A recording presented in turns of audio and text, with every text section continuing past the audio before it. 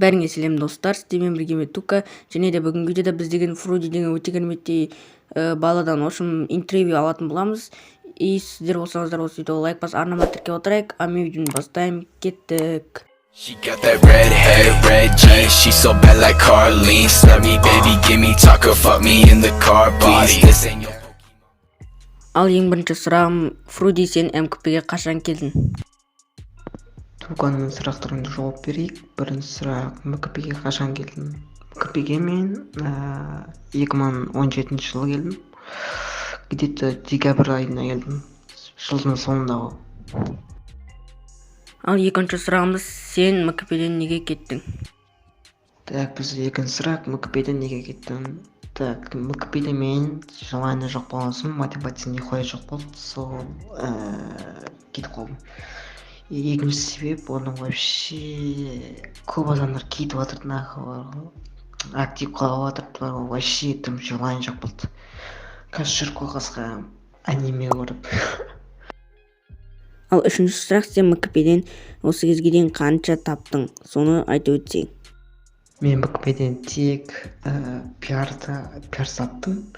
Бір-екі үшеуін, оның где-то 600 теңгеме таптым, бірақ ең көп табысым ол скиннен. Мен осы бір айда где-то 7350 теңге ма сондай таптым, бір айда тем более. Общий бір жылда білмеймін, короче, өте бір айда кімдім. Басқа дым табыс жоқ. Скиннер негізі орыстарға сатсам қатты өтеткен.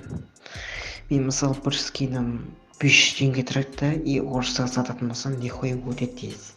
Толпадан алады, очередьке тұрады, ебі. Солармен таптым, былай басқа табыс жоқ.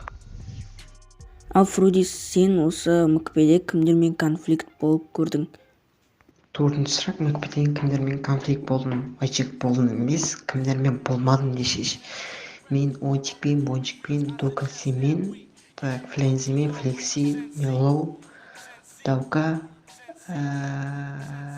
Симба, бұрынғы олд МКП-шілермен, және де солармен конфликт болмадым. Ал мен конфликт болдым, Слимен болып көрдім. Так, кімді анау ептігі, Клези, ота болдым. Так, көптеген научиктармен болдым. Типа осындай көзім конфликт тек научиктармен болды.